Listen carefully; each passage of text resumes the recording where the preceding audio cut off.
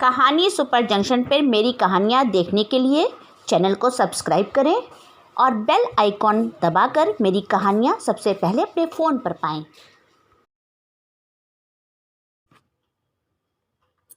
मेरे प्यारे मित्रों, मेरी आज की कहानी सामाजिक है और इसी समाज से ली हुई है। ये कहानी अत्यंत मार्मिक है और जिस तरह से आजकल सामाजिक दशाएं चल रही हैं उसके ऊपर ही आधारित है। तो चलिए सुनते हैं मेरी नई कहानी, लाल धागे में लिपटे लाल जज्बात। गाँव के पगडंडी भरे रास्ते पर तो ध्रुव से चला भी नहीं जा रहा था। कई महीनों के बाद आना हुआ था गाँव में। बस को भी कम वक्त यहीं खराब होना था। थोड़ी देर तो इंतज़ार किया बस के ठीक होने का, पर लगभग जो भी सवारियां आसपास की थीं वो उतर कर चल पड़ीं। ध्रुव ने भी हिसाब लगा लिया कि अगर यह पगडंडी से गांव को चल दे तो वो आधे घंटे में घर पहुंच ही जाएगा। 2 महीने पहले ही भाई की शादी हुई थी, पर उस समय उसके फाइनल पेपर थे, सो वह भाई की शादी में आ ही नहीं पाया था। भाभी को देखने की बड़ी इच्छा थी। माँ से पता चला था कि जया भाभी सुंदर ही नहीं वरन काम में भी बहुत होशियार थीं। माँ तो बस भाभी का ही गुणगान करती थीं। भैया ने 1-2 बार बात कराई थी, पर भाभी ने 1-2 लाइन से ज़्यादा बोला ही नहीं था। इसलिए भाभी की शक्ल बनाना आसान नहीं था। जैसे जैसे गांव नज़दीक आ रहा था, मन उछलने को था। तस्वीर अपने आप बन रही थी। पापा बैठक के दीवान पर बैठे हुए अपने पेपर देख रहे होंगे, माँ हमेशा की तरह उसारे में दाल चावल गेहूँ या कोई ना कोई मसाला बिन रही होंगी, और भाभी भाभी छमछम करते हुए चौके के आसपास ही घूम रही होंगी, कुछ ना कुछ बनाने में लगी होंगी या फिर कुछ काम कर रही होंगी। और भैया तो ऑफिस जा चुके होंगे। भैया का पास ही के शहर में ऑफिस था। अब वो रोज़ सुबह आना जाना सुबह से शाम का करते थे। बस इतनी ही दुनिया थी। पापा की भी नौकरी पास के ही शहर में थी, पर अब 2 साल पहले पापा ने अवकाश ले लिया था। उनका कहना था, ध्रुव की मम्मी बहुत भाग दौड़ कर ली जिंदगी भर, अब कुछ पल अपने गांव में रहकर खेती बाड़ी करते हुए खुले वातावरण में बिताऊं। और वो घर से कई तरह के काम करने लगे थे, जैसे लोगों का आधार कार्ड बनाना, पहचान पत्र बनाना, राशन कार्ड बनवाना इत्यादि इत्यादि सामाजिक कार्य के तौर पर निःशुल्क करते थे। उनका तो दिल लगता था और गाँव वाले की वाहवाही मिलती थी। रिटायर होने के बाद वह कुछ ज़्यादा ही बिजी हो गए थे। गांव दूर से दिखने लगा था, ध्रुव के कदम उठाए नहीं उठ रहे थे। बैठक में पहुंचते ही पापा की आंखें पीछे से बंद कर ली तो पापा जोर से उछल पड़े। अबे कौन है बे? अरे पहचानो कौन? अरे धुब्बू, तू कब आया? अभी जा, माँ के पास भी ऐसा ही करियो। और पापा पीछे से नज़ारा देखने आ गए।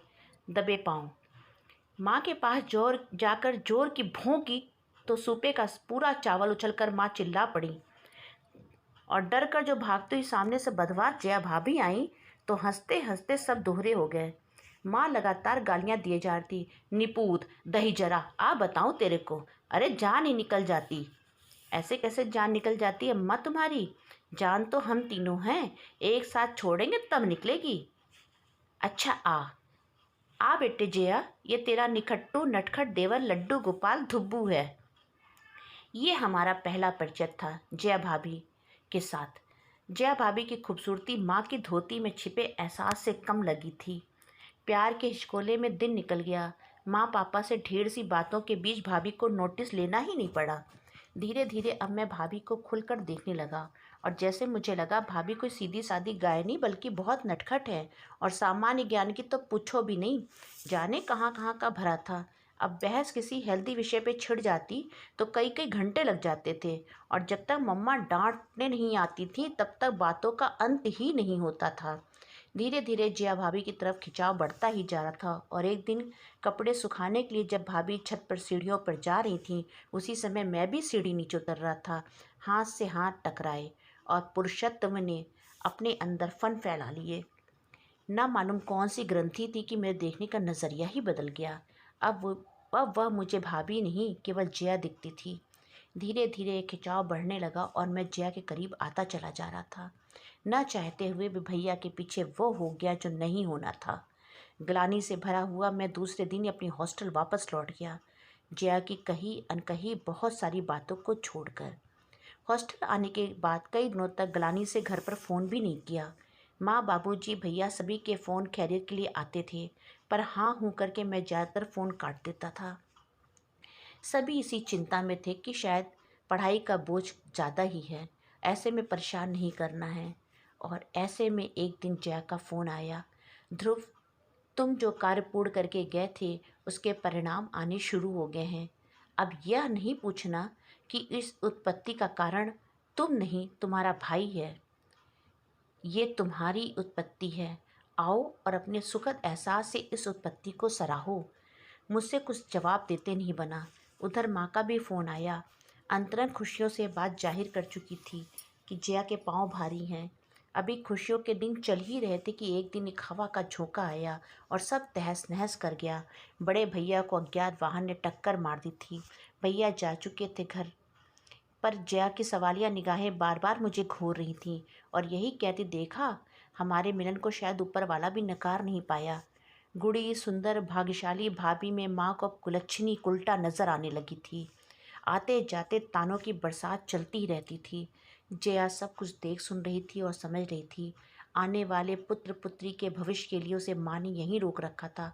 और ऐसे में ही एक दिन मैंने माँ के सामने प्रस्ताव रख दिया, माँ, मैं जया की चुनर को फिर से लाल करूँगा।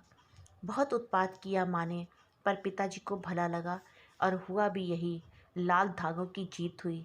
जया मेरी दुल्हन बन तो गई, पर मैंने ऐसा चाहा नहीं था। भाई का लाल रंग प्यार के लाल रंग से ज़्यादा गहरा था। जया के साथ बस एक चुनर ही लाल हुई।